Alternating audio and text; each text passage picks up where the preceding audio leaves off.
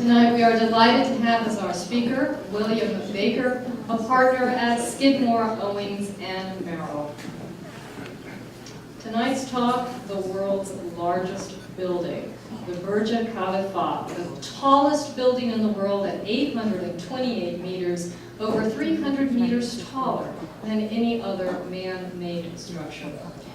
This project, led by our speaker, required the development of new structural systems, which he will tell us about tonight. And through a series of wind tunnel tests and actual tuning of the building, they were able to complete the building, and it opened in 2010. Mr. Baker is no stranger to tall buildings. He and his team have engineered 3 of the top 10 buildings in the world. He received the gold medal from the Institution of Structural Engineers and was the first American to receive the Fritz Leonhardt Prize from Germany. And as I said, he will become a member of the National Academy of Engineering on Sunday. Please welcome William Baker.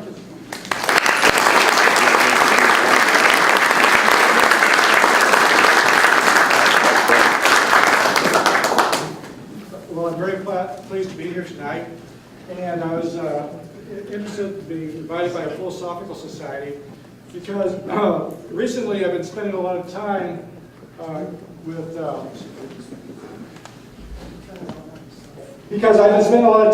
philosophical magazine and the journal Science. This happens to be slightly older than the club here, than the society here. This was written in 1864. And it's amazing what you can get off of Google Books if you want, if you search. And we've been reading this stuff because we've been trying to uncover some work with a famous structural engineer, Clark Maxwell. Now, a lot of you physicists think you own this guy, but no. Besides describing his work in electromagnetic theory, he wrote some very seminal theorems, some of which we've been rediscovering lately that affect structural engineering and how we do our work. There's a famous series of trusses that are called Mitchell trusses, and the first word of Mitchell's paper is Maxwell. And in this particular proceedings I just showed you before, here's his paper, and he lists himself as a natural philosopher, or a professor of natural philosophy. And when you speak of that era, you think of people who would one day be doing problems in structural engineering, the next day problems in optics or electromagnetic theory. Somehow I think we've somewhat lost that through our, this person's a physicist, this person's a chemist, this person's an engineer, and maybe it's not even invited to the party. So you get this interchange where people are changing ideas all the time. I'm very pleased to be here at a philosophical society. But let me get back to the problem I'm going to talk about today.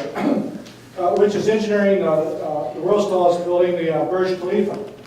Now, we first got involved in this project. We got a phone call in the spring of 2003, and then on March 1st, I and a couple of my partners went from Chicago to New York City to meet some people from the Middle East who had been in the country interviewing the usual suspects to do a tall building.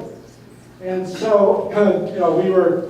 After they knew who we were, but we gave a little dog and pony show and we talked about it.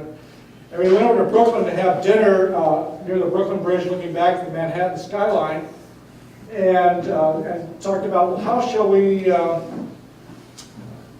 are you going to make your decision? Okay, and it was decided to have a 2-week idea competition.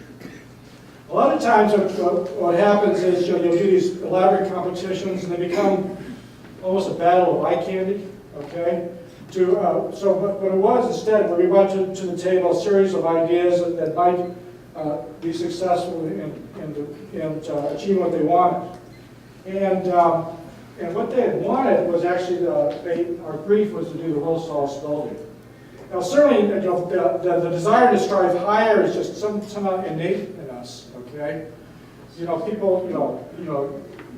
people climb the mountain. There's the mythology, if you will, of tall structures. But it's been part of us forever. This is the Italian hill town of San Giovanni, where my family's tower is bigger than your family's tower. Kind of syndrome goes on. But truly, people who design skyscrapers, or let me back up, people who commission skyscrapers in cities in which they occur are places that are in a very optimistic time. These are people who are forward-looking, who are somewhat optimistic about their time and place in history, and want to achieve something that's inspiring. Now, the tall building really didn't come to existence until not that long ago, after the paper by Maxwell.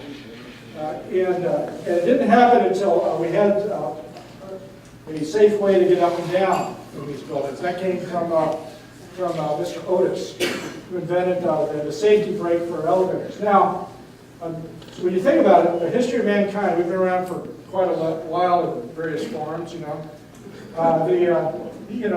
civilizations exist for a few thousand years, but for all that period of time, we lived very close to the ground.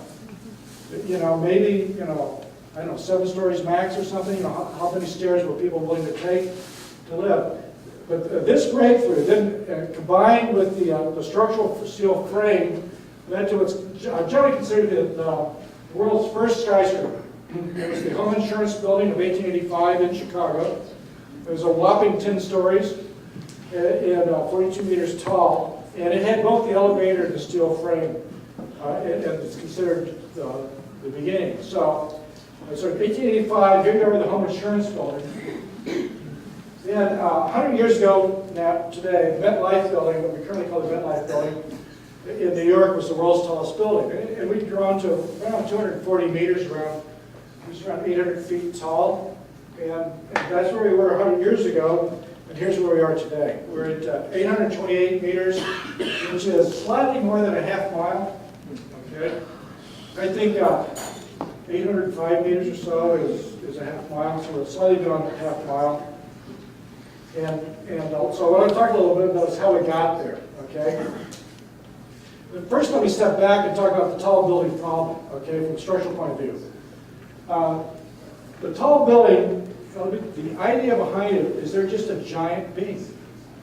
Okay? I'm going to call this the Sears Tower because I've spent my whole career calling it the Sears Tower. So it's now called the Willis Tower. But, anyway, the Sears Tower is one giant beam coming out of the ground. When you look at it, first you see thousands of beams and thousands of columns. But don't think of it that way. They're all bolted together and welded together in ways that they act as a uniform system. It's like a beam with a bunch of holes in it. Okay, so that's one of the principal ideas that I want you to take away. That these tall buildings are beams, and I'll show you how the Burj Khalifa is a beam, the Burj Divide. The other thing I want you to think about is issues of scale. Okay, this is a drawing by, I would say, a natural philosopher, Galileo. Okay, and this is his drawing of scale. I think it's a little bit out of proportion there, but basically things get bigger. They proportions change. You can imagine if I was twice as tall, I'd be twice as wide, I'd be twice as thick, and I'd weigh 8 times as much. Okay, and so therefore my proportions would change. Okay, most audiences don't. Okay, so here's how tall it is. It's 2,717 feet, 828 meters. I'm going to tell you a little. First, I'm going to introduce the building to you so you get an idea what it is before I talk about how it is we achieve what it is that we achieve. Now, when we first started the project, we were 518 meters tall because our brief was to be the world's tallest building. That's Taipei 101, and that's 508 meters tall. Okay, so this counted, right? Now so this is where we started, and this is where we were in the spring of 2003, and this is where we came out of our ideas competition. And it actually behaved very badly. Okay, we immediately went into the wind tunnel with it to see how it behaved. We were coming at it cautiously because reputationally, you never want to promise more than you can deliver, okay? And we figure we can at least beat the world's tallest building by 10 meters. But the data we got back from our first set of tests were very, very bad. And so what we did is we kind of like took inspiration from the Hitchhiker's Guide to the Galaxy, where it says in bold letters on the guide, "Don't panic." Okay? And so what we did is, well, we didn't panic, but worked the problem. And I'll show you a little bit how we worked the problem. And so by the summer of 2003, we've grown to 728 meters. Okay, and so here we are in summer of 2005. The foundations are already in. The thing is under construction, but we were able to stretch it a little bit further until we got up to 828 meters. So we were designing and building at the same time as we went along. And so the building itself, the structure topped out in 2009. So that's about 6 years after we started, and it would open at the beginning of 2010. So I think it topped out in like January 2009, and then opened about a year later to use. Okay, so this gives you an idea of, this is the 10 tallest buildings in the world, at least of what it used to be. We used to have 5 of the top 10 SOM buildings. Of course, this one, Nanjing Greenland in China, Sears Tower, Trump Tower, and the Jim Mao Tower. But since then, there have been a lot of construction, so Jim Mao's fallen off the bottom, and soon Trump's going to slide off the side there too. But we're working on some others that are in kind of this neighborhood, so maybe we'll keep a few up there. Anyway, so this gives you an idea of the timeline and how buildings have grown over time as far as height. Here's the home insurance building. Here's the MetLife I showed you earlier, the Woolworth. You're in here. You have the 60 Wall Street, which is called the Trump Building now, Chrysler Building, and then the Empire State. Okay, and so from here to the 1885 is not a very long period of time, 45 years to get to this state, and then things got a little bit taller. But not really a lot taller. If you gave these spires some haircuts, you're not a whole lot taller. And so it sat there for quite a while, and now we have this. Okay, and so that part has to do with issues of scale. So we sort of came up with a new paradigm, a new approach to solve the tall building problem. To give you an idea how big it is, because maybe you don't get to Dubai. Here's what it looked like if it was at Sears in Chicago. Get an idea. If it was downtown in New York, midtown in New York. If you went to London, you put it downtown in the city, the financial center. Of course, if you know London, it wouldn't belong there at all. It would belong to Canary Wharf. And you can see it's quite tall. Here's if you wanted to next to the Washington Monument. But it's not in any of those places. It's in Dubai, and here you see it from one of those offshore islands, looking back in the city. This is a 70-story building right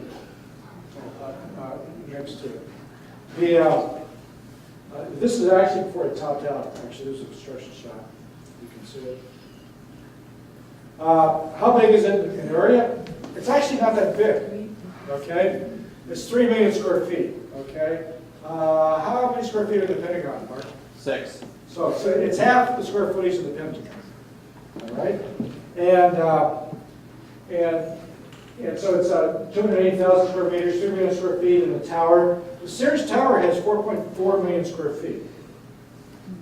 And there's a limit to how much market absorption you can have in a tower. Where if you build a building with 4 million square feet, you've got to have a pretty healthy market to absorb it. And you have to have a very big checkbook to write the check to build it. And so this is actually part of the reasons this building was successful.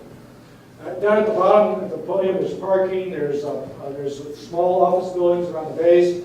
There's ballrooms and spas and the like.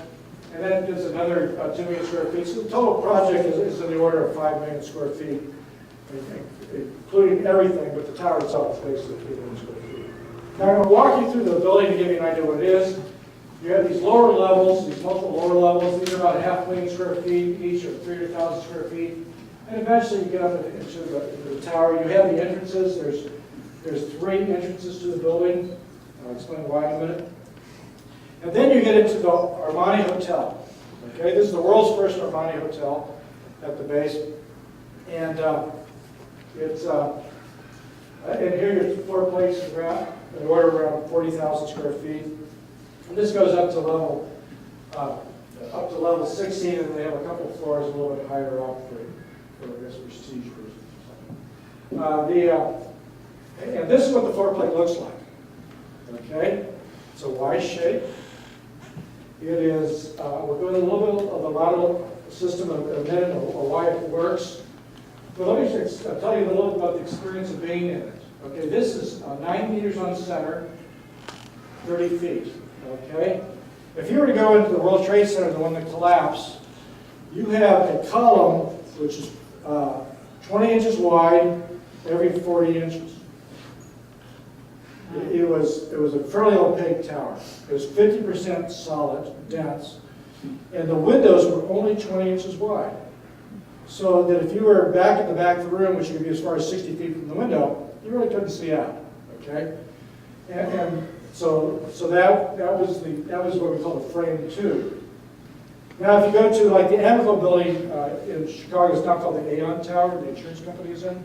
It's also 50% opaque, but it has 5-foot wide columns, and then you have a 5-foot wide window. The Sears Tower, which uses a system called a bundle tube, it's a 5-foot column and then a 10-foot window.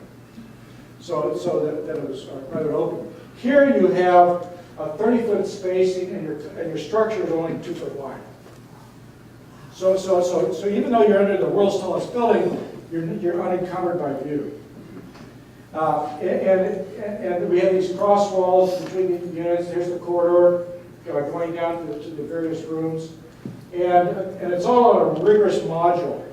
My company's called Skidmore, Merrill, and the initials are SOM, which also stands for Stay On Module. Okay? So we use a rigorous module. We had several rules, but some of the fundamental rules were stay on module and no transfers. Okay? Which means the loads had to go straight down. We weren't going to do a bunch of funny business, and we were going to keep it regular. Because when you have a very, very complicated problem, this is a huge building, you have to have discipline. If you don't, it becomes chaos, and you cannot control the design process. And so here it is. It's a normal floor plate. It just happens to have a lot of floors above it. Now above here we have the service residences. Now these are residential units that are kind of semi-tied into the hotel. And this takes us up to level 37. And then we have the residential floors. It takes us up to level 72. And then the floor plates are getting smaller. These 3 wings of this Y shape are setting back on the module as they set back. And then we have the luxury residential units. This takes us up to level 108. Okay, now everyone knows that the Empire State Building was called the Empty State Building, or it wasn't fully leased until the 50s, I don't believe. Even though it was finished in the 30s, so it was quite a while. What happened, though, is the owner, which is a Middle developer called Emar, they had a sales event in 2004. And in 2 nights, they sold the blue, the brown, and the yellow. Wow. Okay? And whoever bought the units, which are mainly speculators, it wasn't mom and dad getting a retirement condo. Whoever bought the units had to put 50% down in 6 months. So they were committed. The buyers were committed. If they walked away, they're walking away with a lot of money, and so that's part of it. Now it so happens at the same time we were doing the Trump building in Chicago for Donald Trump, and it's a fairly interesting financial model. because that's mainly that's this condominium. Okay, so that enables, rather than building like an office building where you have to finish it and you have to wait for a tenant to come in, and you have to wait for the tenant to pay his rent check before you get any money going in. If you do a condominium, a residential, you're able to generate a cash flow at a very early stage, actually during the construction phase, by these pre-sales. The other thing is, I know some people in the room drive Ferraris. Okay, if you have a corporation, you probably have your corporate car is probably a Ford. Okay, and so if you have these, you have things which are personal discretion, and there's things that are maybe corporate controls. Residential people who don't have to justify to anybody but their family how much money they pay on their apartment. And so that's one of the other reasons I think we're seeing these super tall buildings being residential, because it's disposable income, it's discretionary spending. And here's the floor plate as it goes up. This is the level 76. The floor plates are getting smaller. And now we get into what we call corporate suites. Okay? And originally this whole zone, which goes from about 13,000 square foot floors to 5,000 square foot floors,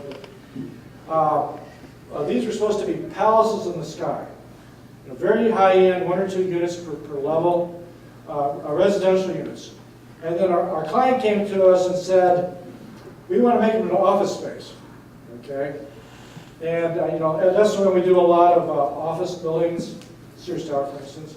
And we're used to like these really big open floor plates, 40-foot spans, 45-foot spans, big column-free zones. And we said, it's really pretty bad office space. And I said, no. This is for people in the region, okay? I don't know how much you know about Dubai, but Dubai is kind of like the Switzerland of the Middle East. It's the place that exiles go to live, okay? I think the former Prime Minister of Thailand's hanging out there now. The woman who went back to be Prime Minister of Pakistan, she was assassinated. Bhutto, she was living in Dubai. Before she went back to Pakistan. This is the neutral place for people from the region. If you're from India or Pakistan or Iraq or Iran and you're wealthy, you probably have an apartment in Dubai. Or if you're a lot of times it's very difficult to get visas into Saudi Arabia. So if you're a sheikh in Riyadh or Jeddah and you do a lot of business with international business, you probably also have an office in Dubai so that you can go there and do the business. And that's the people that this client was targeting. These were to be sold one floor at a time or part of a floor at a time over tea to wealthy individuals in the region to be their headquarters. And the people who occupy this are very rich people with a few retainers, assistants with them to go and do their business meetings in Dubai. And so that takes us up to level 145. Now, the observatory is this floor right here. It's at level 124. And there's some restaurants up here too and the like. And the reason it's not at the very top has to do with elevating. I'll allude to that a little bit later. Of course, the floor plates are getting smaller as it sets back. And then, of course, you have the mechanical floors. These buildings are actually a series of stacked, from a mechanical point of view, these buildings are a series of stacked 30-story buildings. Okay? Because of the pressure, the high pressure of piping, if you had a water pipe that went from here down to there, you got to have some pretty high pressure piping. Okay? Very, very expensive. So what you do is you pump your water up and you have pressure breaks at every zone. So each of these zones will be independent from a hydraulic point of view from the other levels. This is not near as detailed as a genome lecture. Okay, how do you get there? Let's talk a little bit about vertical transportation. That's what we call it, vertical transportation. If you're going to take, if you're in Europe and you want to go visit a village, you'll take a high-speed train to a major city, and you get in the local train to go to the village, the small town you want to go to. And that's how these work. And so we have here is all the elevators that this building has. we have 34 elevators and 19 shafts. Okay, because we keep recycling the elevator shafts. And this was a huge process to get everything to fit. If you waste a square meter, you wasted 160 square meters. Okay, because of the repetition. And so we would have this back and forth between the engineers and the architects. The architects would lay out a core, and we'd say, that doesn't work. We would draw a core. They said, well, that doesn't work. And they would redraw our redraw. We'd go back and forth to finally got all the elevators to fit in a way that worked structurally and architecturally. And I remember one of the very early meetings, I knew that I needed to move some loads around, so and it was a residential building, so that means you have a fairly small floor-to-floor height. And so I said, I really need the mechanical floors to be 3 stories tall. So that when I get there, I'm going to have some transfer walls, or say some walls to move the loads around. Not really transfer, but move the walls around, move the forces around. And then one of the architects said, that's great. I can now put my elevator pits above my machine rooms. I have enough vertical dimension to stack my shafts. And so that's kind of what we did. You have, oops, what was that? I guess that's where it's supposed to be like that. All right.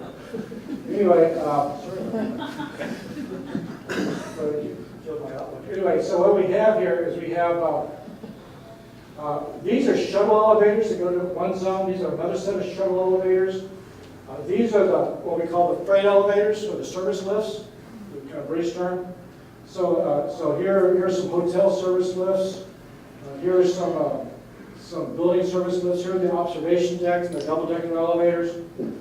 And these serve one hotel zone. These serve another hotel zone. So we're able to keep recycling these things.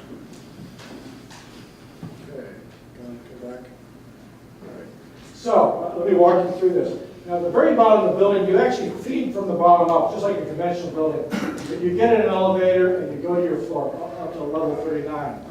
Now, above there, now we're going to start doing these shuttles. So here, you take this series of shuttles, this series of shuttles, you go up, you then transfer into these local elevators that take you to your individual floor. And that gets you up to level 72. At 76, we have another sky lobby. So now you take this set of shuttles up to the sky lobby, like your train station, and then you transfer to your local elevators that take you to your individual floors up to 108. Now, what happened is that because the office function came in quite late in the design, the core was already set, okay? We had to figure out how to get office space in there. It turns out, a lot of people don't know this, that the most efficient elevating is to take your shuttle elevators to the middle of your zone and then take elevators down and up. That's your fastest trip. And so we did that on here, where you take your sky lobbies is in the part of the way up into your middle zone, and you're taking these double-decker shuttle elevators that one level drops you at the observation deck, and the other drops you into these elevators, some of which that go up and others that go down. Now, it so happens we hit the limit of elevators. Elevators can only go about 500 meters before the cables get too much. But we have several issues of scale in this building. That's one of them. And so the tallest shaft is a service lift, one of the freight elevators that goes up to about 500 meters, but then you have to transfer into another elevator shaft to go up. And then here's another mechanical elevator that serves that part of the building, and here's some, freight elevator that serves this part of the building, and a freight elevator here that serves that part of the building. One of the things you have to avoid in tall buildings is they tend to act like chimneys. You have something that's called a stack effect. This has to do with the pressure differential between the air inside the building and the air outside the building. The Sears Tower, you actually have pressure locks that you go through in the wintertime. Because in the wintertime, the outside air is very cold, and the air inside the building has been warmed, and so it's trying to rush out the top, the cold air is trying to rush in the bottom. So you actually have to go through a pressure lock, where you actually have doors that open, you bring your goods in, doors close behind you before you open another door, and then you go into the elevators. That's why you have revolving doors on tall buildings. is to break the pressure, to break the airflow, to break up that stack effect. The Sears Tower originally used to have revolving doors, because it has skylobbies also. It used to have revolving doors up at the 60th level. So as you change elevators, you have to go through another revolving door to get to the next set of elevators. And so in Dubai, though, the problem is the opposite. In the middle of the summer, you air condition the area. It's very hot outside, and it's air conditioned on the inside, so the air wants to rush down and out the base of the building. These elevators are also used by the firefighters to get up. And we also do something, we have 3 stairs most of the building has 3 stairs per level. They're concrete encased. And there's something called exit distance. Your stairs can't be too far from any one spot on the building. And so as the building changed, the stairs would have to move out. And so every time we have what's called stair transfer, where one stair shaft moves to another stair shaft, we create what we call areas of refuge. Now this is an idea that we picked up from Asia, which is very common in Asia. So that if you're exiting a building in an emergency, you have a place to rest. So these occur, like here's one at level 42, wherever the stairs move over. As you transfer from one stairwell to the other, you have this area of refuge where you could rest. And that's a very important part of the thing. The building itself, it's stainless steel and high performance glass. It is and later in the picture, you're going to see that this is, let me go back. This is a hexagonal shape, right? It's got 3 wings, 6 sides. So no more than 1/6 of the building is ever directly in the sun at any one time. And the other thing is, when you look at the later photographs, you see how it sparkles. Every time you see a sparkle, that's sun not going into the building. Okay, so it reflects. We use semi-reflective glass, a lot of stainless steel. And we have this 8-inch, this 200-millimeter mullion that goes out that we use for surface roughness. Now, I'm sure there's some physicists in the room who can explain this better than I, but a lot of times you want surface roughness to help decrease the drag. Next time you fly a large airplane, and you look out on the wing, you'll see there's a series of blades on the top of the wing, and those are generate small vortices to help decrease the drag. Apparently, it's very helpful for fuel efficiency. Supposedly the skin of a shark or barracuda is very rough. There's, I think, something to do with swim gear. It also have roughness for turbulence. So we try to maybe we're fooling ourselves, but we try to add roughness to our buildings for that reason. And so here's where you see that this is the glazing, this is the glass, this is the mullion. The mullion holds in the glass. And back there, and these are called a unitized system where they come together and are field assembled. And here's how they're manufactured as a unit. They come back, and you see this guy is about to place it. It's going to swing out there on this little crane, and they're going to stab it onto the level below. The guy's double tied off in case it goes over with the unit. It doesn't go too far. And here you see the construction. There it is covered up and skinned. And now we're, and it's still pretty dirty, okay? It's kind of a dusty place. And you have to be able to wash the windows. If you break a window, you got to go replace it, right? And so we created these things which are called building maintenance units. And they're essentially cranes that are parked in the building, that go around the building on these rails, these rods, so they have access to any part of the building. Okay, and so and these cranes are stored in these mechanical levels are these ones with the you see the horizontal lines, the dense horizontal lines. That's where the mechanical floors, and that's where these machines are stored in what we call garages.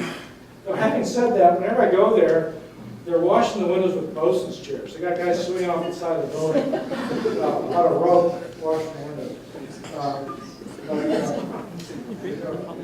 Anyway, so here's the mechanical floor. where you have these rods, and some of these rods are decorative, but some of them are actually the rails for the crane. And these doors, this right here will open to be the doors for the washing. Okay, that was all preamble. All right, so now you know what it is. Now let me try to get into how we got there. Okay, there's a lot of reasons this building happened.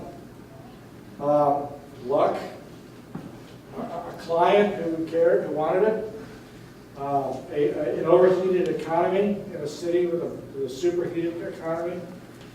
And so the stars were in alignment from a lot of ways. But there are also certain technical things that made it happen. And I'm going to talk about 4 of them. One is the structural system.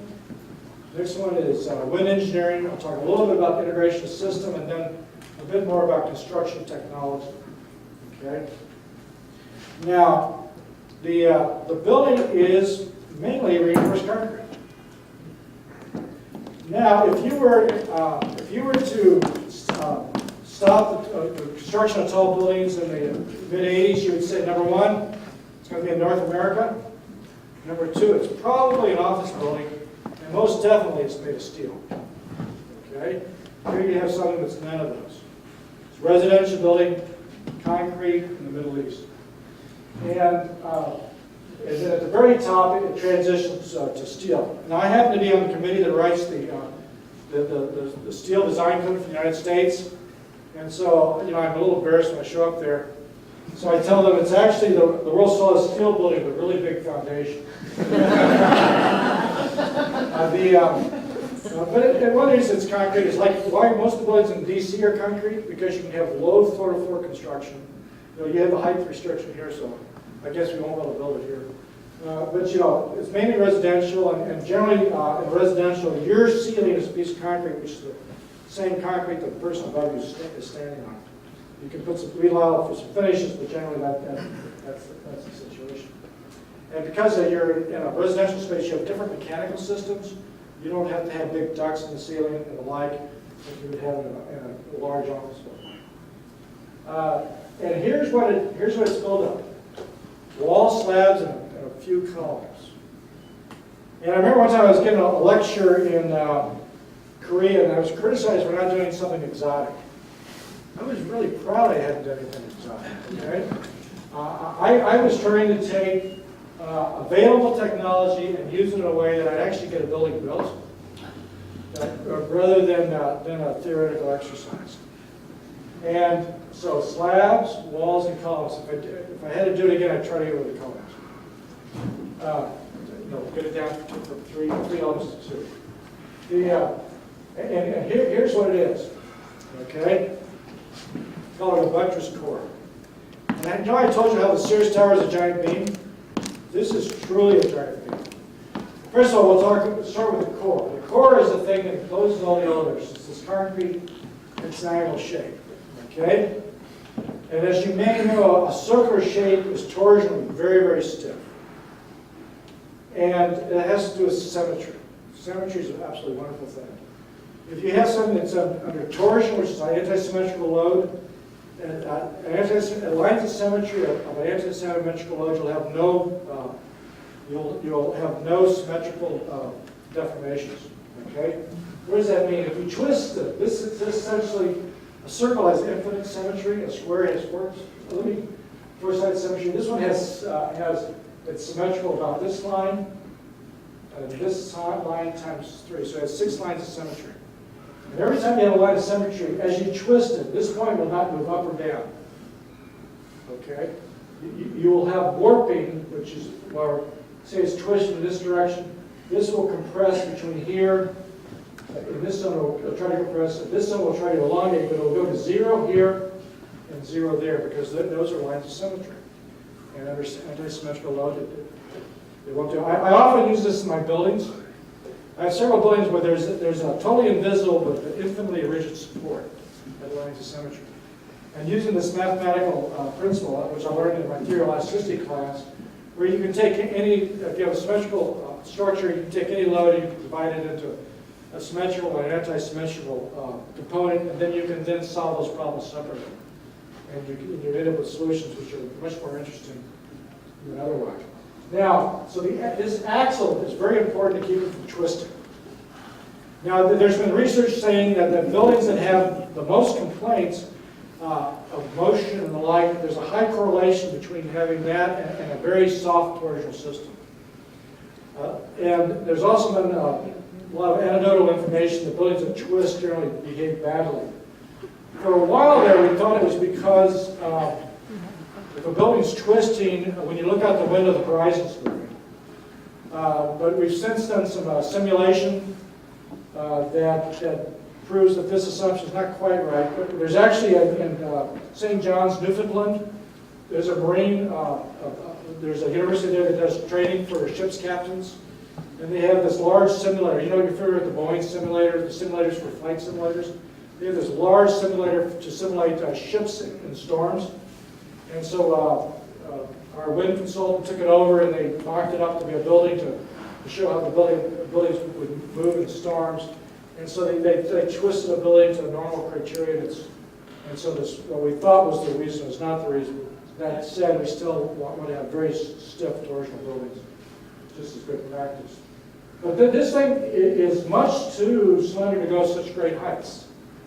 It's only like, basically from here to there is like 11.4 meters. And so this is probably about 7, 8 meters. So you've got something that's only 20 meters or less. It's not going to go 800 meters, okay? It's just not going to happen, okay? You'd be at 40 to 1. Unbelievably slender. So what you need to do is you need to buttress it, okay? So what we end up doing is adding walls down the corridor and then using the demising walls between the units on the 9-meter module, and they act like I-beam backs, okay? Where the walls act like the web, they take the shear, definitely the shear loads, and the flanges take the overturning moment. Because if you have a tall beam, what happens is that you have two phenomena, flexure and shear, okay? The shear is something that wants to slide past each other, and flexure it wants to topple over. And by using the web to tie the flanges together, you keep it from toppling over by essentially grabbing the entire width of the building. It's like when you're skiing, you put out ski poles, that keeps you from toppling over. And so when you look at this, it's like an I-beam. Instead of having the top and the bottom, it's got a top and two bottoms. So like here's the top of the I-beam, and here's the bottom, two parts of the I-beam. Another way to look at it is that when you have large wind forces against this side, it's resisted by the third leg, okay? And a lot of times we will design tall residential buildings, and because of the normal dimensionality of an apartment building, you don't want to be like 30 feet or less, generally in the order of 30 feet from the corridor to the window, or it gets too deep. And so if you have a large residential building, a lot of times they turn into long rectangular buildings, kind of like my little clicker here. And so these long rectangular buildings are not so great in the broad direction, because here you have large wind loads but very thin structure. So if you had 3 of these, they kind of like the 3 brothers. They kind of each one's holding up the other 2 in a certain direction. But this is now one of the things that we did here is we gave it a name, a buttress core. Now one of the things that I have found in doing design is that if you cannot describe what you're doing, you're probably not doing the right thing, okay? If you have a structural system and it takes you a page to describe, you're not there. If it takes a paragraph, you better have a good reason that it's taking you that many words to describe. If it takes a sentence, maybe you're getting close. But if you can get down to a noun plus an adjective, maybe you got your idea straight, okay? And because then you get clarity of vision, clarity of thought, and you can describe what you're doing to others. You can get because you have we had as many as 90 people working on this project at one time. We had 14 structural engineers and the mechanical engineers, electrical engineers, plumbing engineers, design architects, technical architects. We keep those 90 people. And how do you communicate to 90? What is the idea? What's the concept behind it? And first of all, it's a giant beam. It looks like one giant beam, doesn't it? And it's a giant beam with a simple name. And we've traditionally done this. The Sears Tower is a bundle tube. The John Hancock Tower in Chicago, the braced one, that's a braced tube. The World Trade Center was a frame tube. That was an article. And so we took this to us. It takes a lot of work to make something simple. You know, Mark Twain supposedly once wrote a letter to a friend. He said, I'm sorry, my letter would have been much shorter if I had more time. Okay? You know, the work it takes to edit your work, to reduce your work to the essence, is a very important part of the design process, and it took us a long time to get this simple. Okay? Because first you solve every problem, and you had this amalgamation of solutions layered on top of each other, and then how do you find the commonality and get rid of the stuff that doesn't really need to be there. Also, this is actually my favorite diagram of the structural system. Okay, this is a buttress core. Okay, his front leg is the core. Here, those other two wings are catching the wind load, and he's buttressing himself with his third leg. That's the structural system of the Burj Khalifa. Okay. Now we had to that the building would get bigger, and we'd have to load, rather than making the walls thicker, the walls at the bottom of the building are about the same thickness as the walls at the top of the building. But as you accumulate load, you just accumulate the length of walls. The wings get bigger, and you spread your load out more. And so at the mechanical floors, or I tell you the three-story mechanical floors, we would fill in the walls a bit, and we'd push our load out. Okay? And we call this managing gravity. Okay? Okay. I have a can of Coca-Cola, one's full and one's empty. Okay? Now, structurally, look at the bottom. Next time you go to Starbucks, look at the bottom of your paper cup. You're supported at the edge. It's a very solid, it's like if somebody's pushing on you, you can spread out your feet. The only time, all glassware gets it, the only time you have a wobbly glass if you have a relative who took a pottery class and they bring you home a mug and it wobbles because they didn't do this, they didn't put the rim on there. And that makes it much more stable. And so, here I have the two cans. Okay? The gravity, the weight of the building makes it more stable. And gravity is amazingly reliable. You don't need an inspector. There's no O-ring that's going to go on you. So, you're able to use this to resist the loads. And so, this is the bottom of the world's tallest structure. If you were to walk up to this on a job site, and you look at that amount of reinforcing bar, and somebody asked you how tall that building is, what'd you say, 10 stories, 5 stories? Not 160 plus stories. And it's because we use gravity to resist load. Under a storm that happens once in 1,700 years, we have no uplift, no tension. Because we use the weight of the building to resist the loads. Now, one of the things that in reinforced concrete, which is you have formwork, you have rebar, and you have concrete. Concrete is by far the least expensive part of the whole thing. The next most expensive thing is the formwork, and then the most expensive thing in reinforced concrete is the steel. And so we use gravity instead of rebar to resist the wind forces. We use an incredibly magic new material. It's called concrete. Okay. This stuff is unbelievable. In the old days, we used to, maybe you saw this, maybe some of you guys had to take engineering in school. Used to work with the workability of concrete. You do something called a slump test. You have a 12-inch tall cone, you fill it with concrete, you cook the cone off, you put it next to it, you see how much it slumps, and you use this workability to get it into the formwork. And if it wasn't workable, you would add water to it and to get it into so you could get it into the form. And nowadays you measure the diameter of the pump. Okay, this is a 550 millimeter, it's got a slump flow of about 2 feet diameter. And then we use viscosity agents to keep all the rocks from going to the bottom. So it's a chemically very sophisticated mix. One of the things we've been able to do is get the water out of concrete.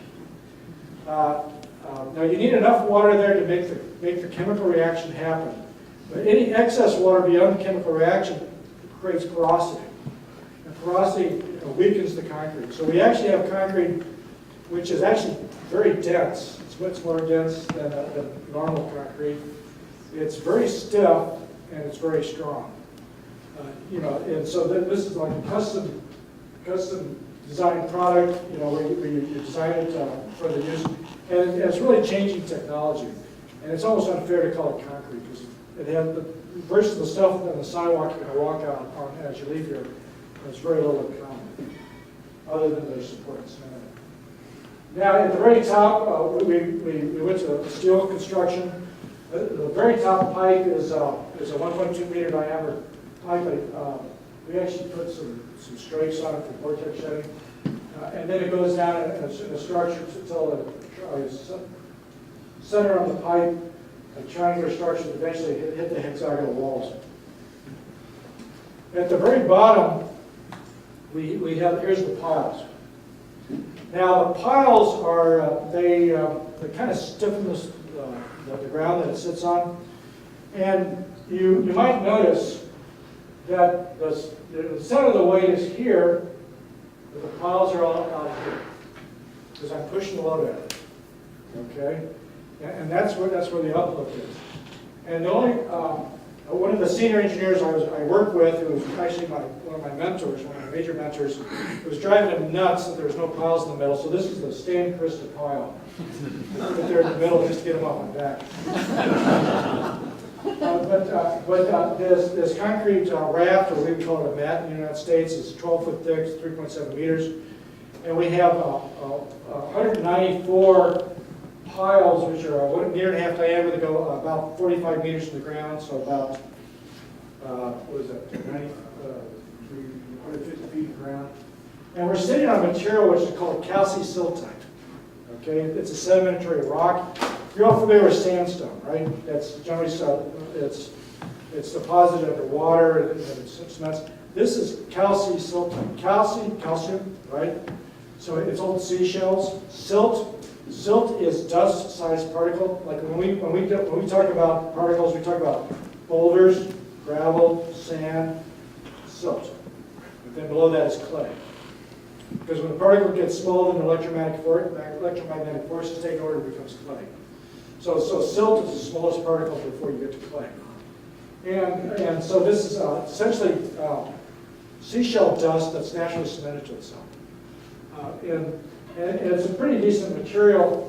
And actually these piles, we had a big debate about the piles. The piles are basically settlement reducers. They kind of reinforce the ground and stiffen it by the reinforced concrete piles, so you get a larger block action. I'm a big believer in simple ideas and simple hand counts. A lot of times when we design a super tall building, we'll do it based on first principles. I won't let the engineers use the computer initially. They can use an Excel spreadsheet so they don't get the arithmetic wrong.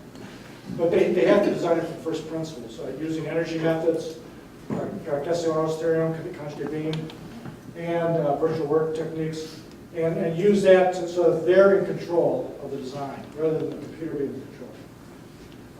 And then when we got it worked out, then we put it in the computer to be sure we didn't miss anything and to do the detailed calculations. On this foundations, that was done by two groups. There was the official geotechnical engineer who spent like several $100,000 doing very complicated three-dimensional final analysis. And then we heard a guy do a peer review who did a page-and-a-half calculation using Booz and S curves, and he was closer to the actual settlement. It actually settled, he treated like one big spread pudding, and it settled about 50 millimeters, 2 inches, which is like the thickness of 2 thumbs. You know, I love the imperial units because you can actually measure. Your thumb is about 1 inch thick, so good. The other thing that was wonderful, in architecture, when you work in feet and inches, you can divide by 3. Okay? When you got 10 meters, you divide by 3, you don't know what to do with it. But because you do fractional inches, you can divide by 3 and 4 all day long. It's classical to divide a building into thirds. Okay? It's quite a classical architecture. Anyway, so here's the foundation. And so now let me talk about, so that's kind of the structural system. Now let me talk about the wind. The wind is the dominant thing in tall buildings. I'm pretty sure there's some people here who know a lot about wind, fluid mechanics at least, okay? Anyway, what happens when wind goes past an object, it generally goes by in an unstable manner. And it'll first go to one side, then the other. Here you see a little computer animation of a fluid going by, and you get these swirls, first on one side, and then the other, and then the other. Here you see a photograph of the John Hancock Tower, and a vortex being formed in the cloud as it goes past the top of the tower. Now, every time that happens, you get a pressure differential across your tower, okay? And that's like a child on a swing, okay? Everything in the world is an oscillator. Okay, this see, there you go. Okay, my laptop is, this microphone. Everything has a natural frequency. And if you excite it in its natural frequency, you can really get it going. And that's the beauty of a swing. Okay, you have a child, they get their little feet, and they kick at the natural rate of the swing, the oscillator, and they get going really high. You look at the potential energy there, the mass times height, right? Look at the potential energy there. That's way up there. They did that just through harmonics of a very small force. This is the tall building problem. Usually, when you design a tall building, let me put it this way: if a tall building were ever to fall down in a windstorm, it would probably fall over sideways. Okay. And that's because as the wind goes by, it first sucks it to one side, and then the other, and the other, and the other. And because of the physics of the problem, if you will, you're going to have natural harmonics. You'll have a building of constant webs. You're going to have vortices there'll be a time when the vortices come off that building to match the natural frequency of the building. If you look at the speed of winds that are naturally occurring, and you compare that to the practical width of tall buildings, you will have times which you're going through natural resonance. And so this is the problem with tall buildings. I'm sure everybody in the room is familiar with the Tacoma Narrow Bridge failure in the 40s. Yes. The wind was going sideways. The bridge was jumping up and down, perpendicular to the wind. There's also some cable slip involved, but as the vortices would peel off the top and the bottom, the building would go up and down. And so we do a whole lot of wind tunnel testing. This is one of our early ones, one of our later models. We did most force balance, which we call these rigid models. We have an instrument base and aeroelastic, which are flexible in the tunnel. But first, you have to figure out what the climate is. You get all your data from the wind tunnel, which is 10 meters off the ground, 33 feet. And we're going to try to draw a building 500, 800 meters tall, based on data at 10 meters. Okay, that's a pretty good experience. There's some people who like to, will never extrapolate, they only interpolate. Okay? And so, how much do we want to extrapolate here? So what we did is we created a superstation where first we looked at the data from various wind sites across there to get enough enough length of record. And then in Abu Dhabi, they released weather balloons twice a day. And from there, we could trace some of the velocity profiles as we go up. And then they did what they call regional atmospheric modeling. This is a storm that occurred in 1988. This is the Strait of Hormuz, the Persian Gulf. And so they went through an exercise where they would try to replicate storms to see if they could do that using the thermodynamic models. Here's the velocity field at 500 meters that they used to replicate these storms. So that was quite a bit of work. And then we looked at shaping the building, okay? And what we found is the building had 6 prominent directions. When the wind would blow into the nose, it would be very benign. That would act like a cut water, like the front of a boat. When the wind would blow between two of the wings, it would be very violent. The wind would come around and create vortices that would then push against the third blade. And so what we did is we confused the wind. Okay? Now by changing the shape, there's for your fluid mechanics guys out there, there's the Struhel number. The Struhel number, it relates the rate at which vortices occur. It's a non-dimensional term. It's frequency times the width of object divided by the velocity. And that's a fairly standard number. It's for a square, it's 0.11. For a circle, it's 0.2. And everything tends to fall between here. So every time you change the width of the building, you change the rate of vortex shape. Every time you change the shape of the floor, you change the rate of vortex shape. And so here you see 24 different steps. Remember that child that had the 2 feet? Now the kid's got 24 feet. Okay? And they're never quite getting, and none of them are going together. Okay? And so for that, we were able to confuse the wind. And so this is essentially mechanical impedance. Okay, here's reduced frequency, and so this is our first set of tests. This is when the don't panic thing came out. Okay, we had very high forces. So by the time we reshaped it twice, this line represents a 100-year storm. We had been able to drop the forces from here down to there, just by reshaping the building. And then we played with harmonics. Well, we played with periodic mode shapes to get the thing where it wouldn't lock on. And we actually tested, so here's one of the earlier versions. This is the bad guy that was misbehaved. Here's the taller guy that we actually built. Here's the taller one that we almost built. If we tested it earlier, it would have. It was actually taller. And amazingly, after we did our harmonics and our structural optimization, and we tuned our periods and our translations and mode shapes, and did our airlast testing where we modeled the structural stiffness. Here's what we found. Here's our first test, the one that had me a bit nervous. Here's our base moment and our accelerations. Our accelerations are related to octave comfort. Our intermediate scheme, we've been able to reduce that by a third. By the time it creeped up to 828 meters, it actually gone up a little bit to 3/4 of this shorter building. But we'd gone 300 meters. And the forces went down. The accelerations also went down. We then did this other one, which is quite a bit taller. The base moments went down a little bit, and the acceleration went down even further. Unfortunately, we just had some issues, some higher modes, and we were already at about 40 stories in the air. It was too late to change the design. We also looked at the cladding pressures, so you don't blow out a window. So we have pressures around 100 PSF, 5 kPa. We have terraces. I used to have a friend who had an apartment at the Buttressed Towers in Chicago, the corncob buildings, and he had this chair on his balcony. It was a really ugly yellow hand. It's a plastic chair that looked like a hand. Okay. And one day there was a windstorm and he went out on his balcony and it was gone. Okay. It's probably floating down the Chicago River. So when the owner said he wanted to occupy the terraces, the first thing I thought was, you better bolt the furniture down.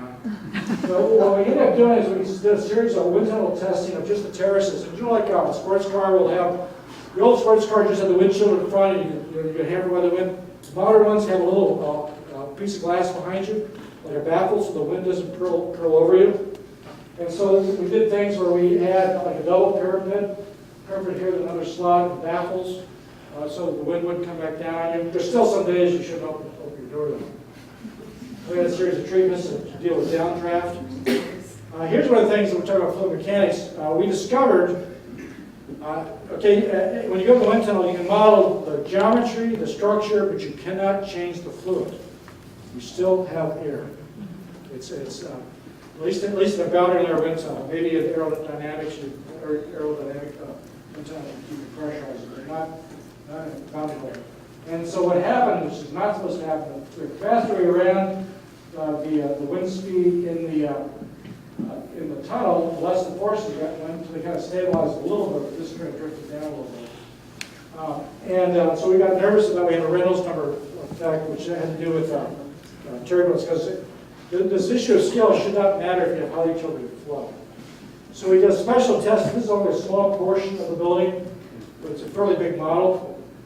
And so we went down to Ottawa and used the big tunnel there to test this model to see if we have a Reynolds number problem, which determined we did not. Finally, integration of systems. These things are like Swiss watches, where everything counts. You're not going to drill this concrete very easily. So we located all the pipes and chillers, in detail, and then we put those on our drawings. So it was all there. The Swiss watch. There was no leftover wasted space because you repeat something 160 times. You can't afford it. The building is a Faraday cage because it's likely to get hit by lightning on the side as well as the top. But generally, actually seems to get hit on the top. When I first topped that, my email inbox would fill up all the time with pictures like this. I was there during a storm one time, and it got hit maybe once a minute. It's like the lightning rod for the city of Dubai. You actually go through a climate change, a building like this, because aerodynamic or adiabatic effects. And so what we did essentially we would pull it, we'd sky snorkel, we'd pull it in our air as high as possible. I remember being there in the summertime, like July, it was unbelievably hot, 120 degrees. You're on the Gulf, so it's like 95% humidity. And being unbelievably miserable at the top, going up the building on the outside on his personal hoist, that are hanging off the outside of the building. Around the 50th floor, it was noticeably better. By the time you got 160 floors, it was pleasant. You went through that much of a climate change. Issues of scale. Here's Galileo again. But if you look at Darcy Thompson's work in growth and form, issues of scale, the guy is basically a theoretical mechanics guy who happened to be a job as a biologist. And it goes through showing that nature is not willful; it's based on physics. The shape of things are based on the physics of the problem. And if you look at a small mammal, certainly the proportions of it are very, very different than that of a large mammal. And so there's a famous essay, at least in my world, by Garment Goldsmith, who used to be a partner at us on, where he got his PhD from Mies van der Rohe, or his master's from Mies van der Rohe, and he had an essay on scale in his master's thesis. And at the end of his career, 40 years later, he just updated that thesis, which is basically, you should, even though a man can be willful, right? We can choose to do the wrong thing, whereas nature will not. We can, but there's a certain, for every scale of problem, there's a series of appropriate solutions. And to use the appropriate solution and not the inappropriate solution for that problem. Now, unlike nature, we don't have to work through innovation, we can work through inspiration, we can invent new systems. And so you can invent a cable stay bridge and change the choice. But when you get to tall buildings, you have issues of scale. The Sears Tower, like I would, scales by the cube. But the Burj only scales by the square, which is why we're able to do it. It's an issue of scale. If I make that building twice as tall, I have to make it twice as tall. That's 2. I have to make the leg twice as long so I'm stable. That's 4. But I don't have to make it any wider. So I've gone from a volume that's proportional to the cube to volume proportional to the square. And that's how we do it. Now, when I was working on this, about every month there'd be a building that was announced that was going to be the world's tallest building, or super tall. And one by one, they all got canceled. And so I started studying why buildings don't get built. Okay? They don't get built if they don't have a clear idea, in my opinion. They're too complicated, they're too difficult to construct, they're too slow to construct. They're inefficient in material, they're too big, too many square meters. You can't make too many square meters. Here's Michael Wright's Mile High Tower. He had I think it was 10 million square feet. So to have a tall building that gets built, you need to do the opposite of those. Very quickly go to construction technology. I'm running late. Here's the pilot test, your typical 6,000-ton pilot test. This is actually a big deal test. So this is a huge pilot test. We never failed at piles, so we don't know how strong they are. The ground weather is terribly corrosive, so it has a lot more salt and sulfate than seawater, so we had to methodically protect our foundations and waterproofing. We had to test the concrete because they're going to pour in the middle of the summer that it didn't boil while the chemical reaction went on. We poured it in the raft and the mat in 4 segments. Here's the rebar cage. For those skipper guys in the room, that's how we shot it. And here they are casting the raft. And it sat there for a while until while the owner did the deal with the main contractor. And then in April 2000, or so February, they figured out how to pump concrete 2,000 feet in the air. And what they did is they're using hydraulic engineering to figure out the pressure loss by all these tins and bends so they could replicate the pressure loss of pumping 2,000 feet in the air. And they used a pump called a Putzmeister, which is a great name, great German pump. Putzmeister. Pump out and single lift, 600 meters of concrete, specific gravity, about 2.5. Okay. So then they show up. Now they built this like a vertical factory. You pump the concrete, the forms raise themselves. The only thing you have to bring up is the rebar thing. And up and up. Sometimes they left those slabs behind, sometimes a little bit too long, and some of these walls started to kind of buckle on us. They up and up. The cladding contractor went bankrupt on us, so you guys see the structure for a long time. Up. They finally got somebody else to take over the job. They started cladding, and there it is, and up. This is a 70-story building. And up. Spire. They had to launch the spire from inside the building because it got so tall that the cranes had no capacity left. Their entire capacity was used up with the cable. By the time they got hooked down the ground, they couldn't pick it up. So we hung the spire down inside the building on this kind of. So here's the pipe. Here's the base. It's sort of like a lazy Susan with a single bolt. It goes up until the right level. Then you rotate this thing 60 degrees and set it down and put the bolts in. And that's the base connection. And here it is. We actually put blades on the spire to break up the vortex shedding. A lot of times you see a helix straight around chimneys. Somebody has to change the light bulbs. Gets hit by lightning, and again. Wow. You know, you're a lot of times above the clouds. Then they finally washed the windows. It looked a lot better. And this is kind of what it looks like today.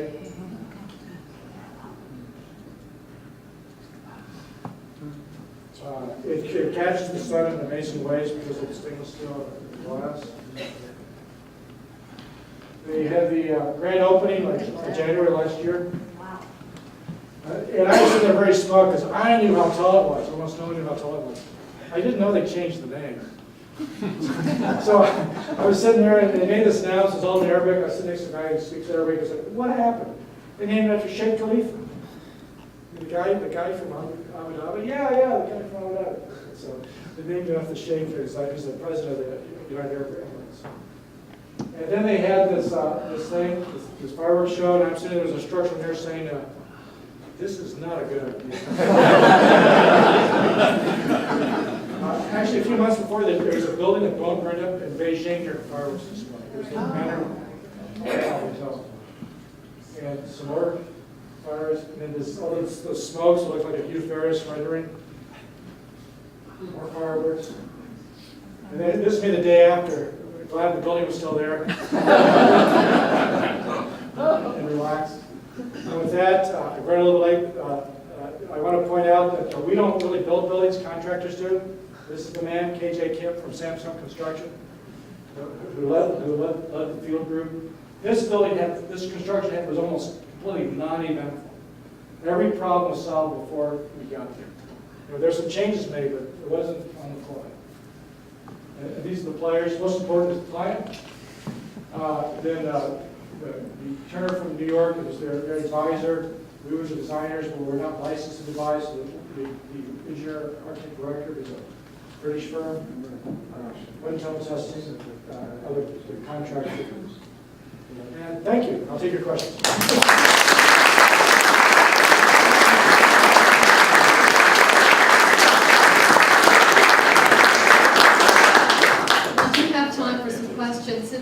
hard to hear in this room, if you would stand up when asking your question, and please try and speak up. Okay, let's start way in the back. What is the core loss, percentage loss due to the core? Well, we actually occupy the core. You know, as the elevators drop out, we move functions into the core. So we don't really lose the space. We don't waste any space in a building like this. So you may maintain the walls, but you perforate the walls so you can light it and air it back into the space, and you keep it as occupied space. Now, one of the things we do is we calculate how much of the square footage of the building is used up by concrete. Okay, this building had around half a square meter, half a cubic meter of concrete per square meter of floor area. Okay, so if you have, and your floor is around 225 millimeters, so you have about 275 millimeters of concrete that you use in walls and columns. So you take 225 and divide by 3.7 floor to floor, and that's, whatever that ratio is, that's how much of your area is vertical concrete. So take 275 millimeters divided by 3,700 millimeters, and that's the ratio of how much of your floor area is concrete. Okay, we'll jump to that. Yes. You mentioned hydrology and the common narrows bridge. So I have a question relating to both of those. 2 months ago, I had taken my wife to a medical building for an appointment, and I took my lunch outside. The table I usually sat at was occupied, so I went and sat in the shadow of a large water tower. After a while, I hear what sounds like a jet roaring overhead. I wait for it to clear the water tower. It never does. Pretty soon, the roar settles down, and it's the water tower ringing like a bell. I have no idea what it is. So I go find my wife, and the whole building's been evacuated because there was an earthquake. God did not let the water tower fall on me, so I got to go to my son's wedding in Tacoma, Washington last month. And while we were there, we took a trip up and drove near the Space Needle.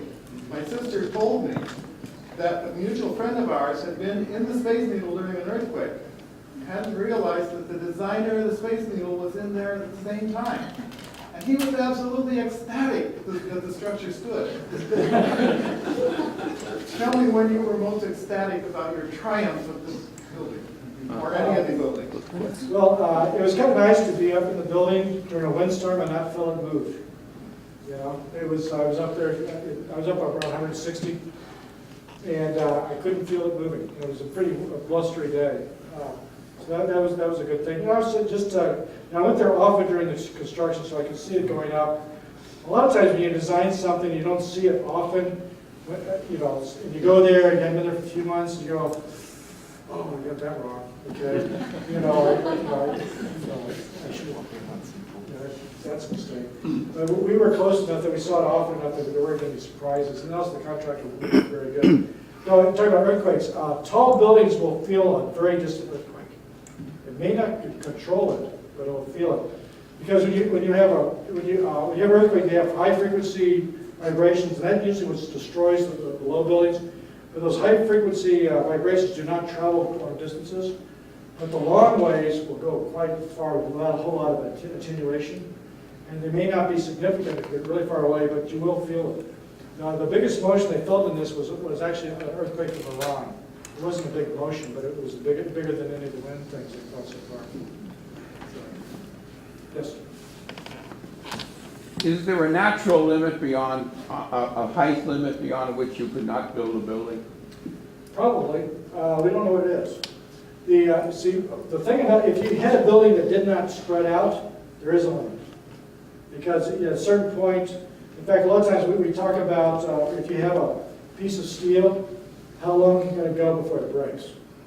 Because it's related to the density of the material, the length, the strength, a lot of times related to density. And so by different materials like titanium, you'd be able to go a different length before it breaks than a piece of steel. In concrete, as long as you keep spreading out, the pressures under this building were about, the weight, when it touched the ground, the forces were relatively modest. Because as we would accumulate load, we would accumulate width. And so it just kept spreading out. It's like a giant stalagmite, right? Once from the ground, right? So you got a giant stalagmite, and it just, as it gets taller, it gets wider. But we've done calculations for this kind of system for over 1 kilometer tall, and it works pretty well. Once you get beyond a kilometer, you really need to change the system a little bit.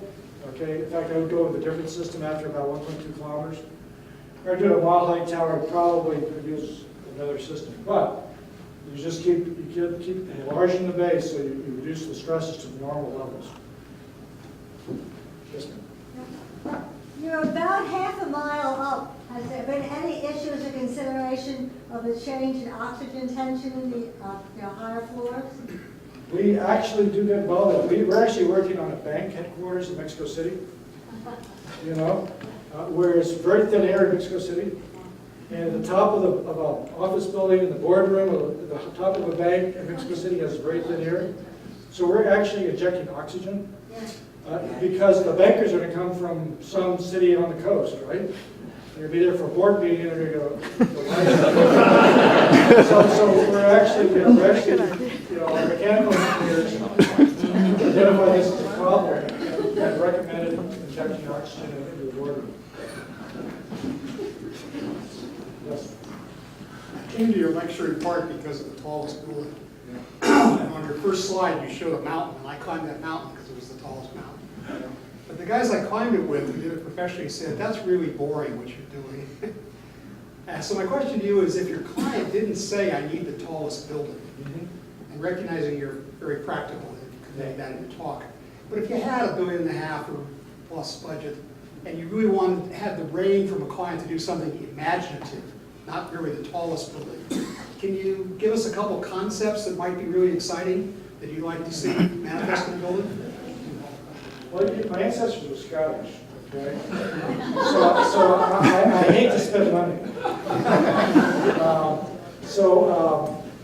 I would try to, I don't know, I try to do something, I try to do the absolute most with the absolute least. And I would probably, I'd probably go super tall, but try to do it with a lot less material. This actually is very efficient. But knowing what I know now, I could do this again faster with less material. And I would try to, but also create value. Now, the thing is about, this has created a lot of value for Divide. I'll put it on the map, it was on the map for other reasons. The developer controls all the land adjacent to it. And he discovered, he didn't plan on this, that all of his other residential projects that faced the Burj, he got a lot more money for than the ones that faced it away from the Burj. And so he made money on the tower, and then he made money on all the buildings that looked at the tower. And so to extract, you can create identity, a place, optimism, a sense of pride and value. I might go tall. I just do it. Do we have time for one more question?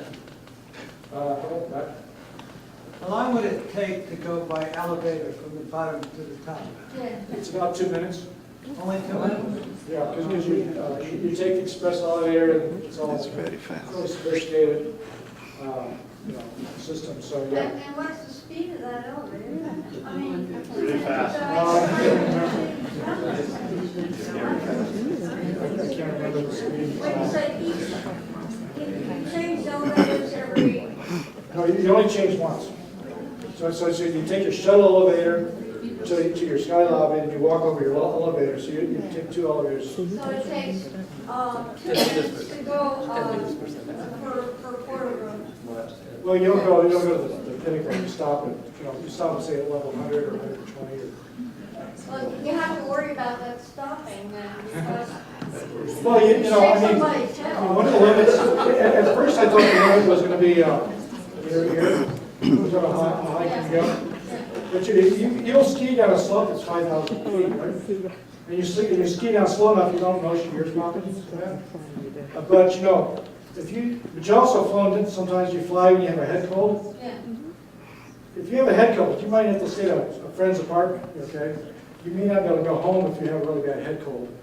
because of the pressure change as you go up. You know, if your ears aren't popping, you better stay near the ground. You stay there while you're talking.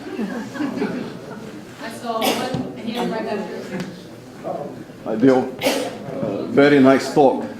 And you mentioned something that called my attention, that was very interesting. You said that you like your engineers to be in charge of the project, rather than the computers being in charge. This is easier said than done, if you allow me. And the question that I have is that this implies that your engineers have to be very well grounded in the fundamentals. However, if we look at the educational system, many universities, they are emphasizing more for the students to be quite... They wrote unbelievable. You know, first principles, theory of elasticity, theory of plasticity, solid stuff, okay? And they had to understand the theory because they couldn't do sophisticated calculations. So they had to understand the fundamentals. We're now in the computational age, where you have very, very bright people who are spending all their brain power manipulating the box. Okay? I think, you know, I think people who are in college now, towards the end of their career, we're going to be in the post-computational age. You know, the crunching numbers will be so trivial that it'll be a non-effort. And so, once again, we're going to need to know theory, interpret the numbers. But you know, the value that people will get is, okay, now that I don't have to spend all my time trying to input the model and you know, work on boundary conditions and degrees of freedom, all that kind of stuff. So the engineers, the design professions, what are their values going to be? It's got to be based on theory. Now, if I were, and I do think that the education in the U.S. is quite lacking. It's almost impossible. Very few schools teach theory of shells anymore. I'm sure there's some aeronautics people here, aerospace people. Theories of shells is absolutely critical. Now, in the old days, they taught theory of shells so you could learn how to do analysis. Now you can use finite element programs for analysis. But that doesn't tell you how to design. How do you figure out what it is you're going to analyze? And it's by understanding the first principles and the theories that are behind these things that you can synthesize the idea. You know, now, yeah, perhaps you use genetic algorithms or artificial intelligence to do the searching for you, but you don't know why it is. What is it? What's it finding? And why is it finding that? Whereas if you understand, if you go back to the stuff that Maxwell knew 150 years ago, you know, he'll be more. Someone who went to school under Maxwell is better prepared for the future than most of the people we're educating right now. Wow. John, you have the last word, John. Were any considerations given for the energy efficiency and environmental issues in the design of the building? Can you tell us more about it? Yeah, I mean, now this was a little before the lead green movement was as strong as it is today. But you always, just as good practice design, as energy efficient building as you can. So we used the sky source. You know, we try to pull in the air as high as possible, recognizing the thermodynamics of height. We used a very high performance skin with they had something called low E coating, which emits optical light but reflects infrared. So there's a micro sputter coating, a metal coating that goes on one of the inside lights of these insulating units that actually, at a microscopic scale, will capture the infrared light and keep it from going in, allows the optical light to go in. We used, we actually capture, it's very humid there in the summertime, we actually capture the condensate from the air conditioning system we use for irrigation. You know, kind of like you're rain water out of the sky there in the middle of the summertime. And so, yeah, it was very conscious. It wasn't in the same sense as you might do today. You probably would do higher even than today. But it's just the nature of our ethos to try to do as efficient as you can. Thank you very much.